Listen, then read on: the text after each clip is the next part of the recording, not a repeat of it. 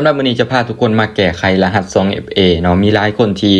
ลงลบแอปทิมเนาะบ่สามารถเข้าระบบ BXT ได้บ่สามารถถอนเงินได้เนาะเดี๋ยวมื้อนี้จะพาทุกคนมาแก้ไขปัญหาเนาะก็คือเฮาจะไปแจ้งซัพพอร์ตให้เพิ่นปิดให้เนาะขั้นตอนทำอิฐให้เฮาเข้าสู่ระบบ BXT แบบนี้ก่อนที่จะเข้าสู่ระบบเนาะแล้วเห็นไม้คูณอยู่ทางขวามือบ่เนาะเห็นแล้วกดไม้ติ๊กออกบัดนึงจะได้มาหน้านี้เนาะหลังจากที่ได้มาหน้านี้เฮาเลื่อนขึ้นไปลุ่มสุดเนาะไปหาคำว่าช่วยเหลือเนาะเลื่อนขึ้นไปลุ่มๆเลยจะเห็นคำว่าช่วยเหลือตัวนี้เนาะกดเข้าไปเนาะแล้วจะเด้งมาหน้านี้กดใส่ลืมรหัส 2FA บอนนี้เนาะแล้วจะมีขั้นตอน1 2 3เนาะให้เฮากรอกข้อมูลใส่เนาะมีขั้นตอน1 2 3กรอกข้อมูลใส่ในช่องตัวนี้เนาะช่องขาวๆบอนนี้ให้เฮาใส่ Gmail ลงไปเนาะ Gmail ตัวที่เฮาลืมรหัส 2FA หั่นแหละ Gmail BXT ของเฮาเนาะเฮาก็ใส่ลงไปใส่ให้ถูกต้องนำเนาะถ้าว่าบ่ถูกต้องนี่เพิ่นก็ปิดให้บ่ถูกคือกันเนาะโอเคแล้วจะเด้งมาหน้านี้เนาะหลังจากที่เด้งมาหน้านี้ในหน้าที่2เนาะเพิ่นบอกว่าให้ใส่รหัสผ่านเนาะรหัสผ่านตัวนี้เป็นรหัสผ่าน BXT นั่นแหละเนาะ BXT ของเฮาหั่นแหละก่อนที่เฮาเข้าสู่ระบบเฮาใส่รหัสผ่านตัวใดเฮาก็ใส่รหัสผ่านตัวนั้นลงไปเนาะ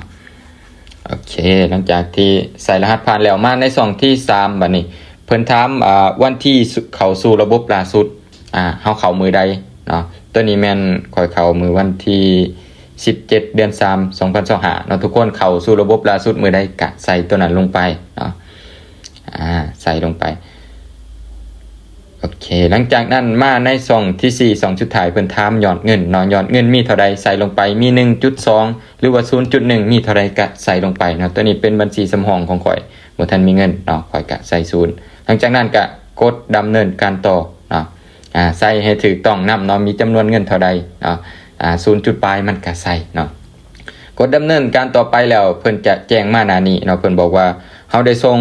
แบบฟอร์มเรียบร้อยแล้วเนาะตอนนี้ซัพพอร์ตกำลังตรวจสอบอยู่อาจจะใช้เวลา1 ถึง 6 ชั่วโมงเนาะขั้นตอนนี้แม่นเฮารอท่าเพิ่นจะส่งข้อความมาทาง Gmail เนาะ